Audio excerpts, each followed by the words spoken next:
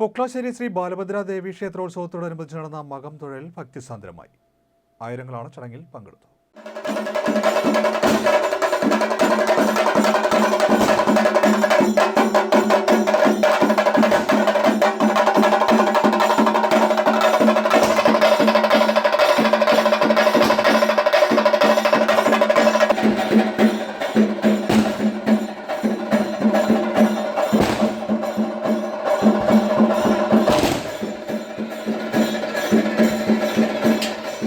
പൊക്ലാശ്ശേരി ശ്രീ ബാലഭദ്ര ദേവി ക്ഷേത്രത്തിൽ ജനുവരി 9 മുതൽ ആരംഭിച്ച ക്ഷേത്രോത്സവം 18-ന് സമാപിക്കും.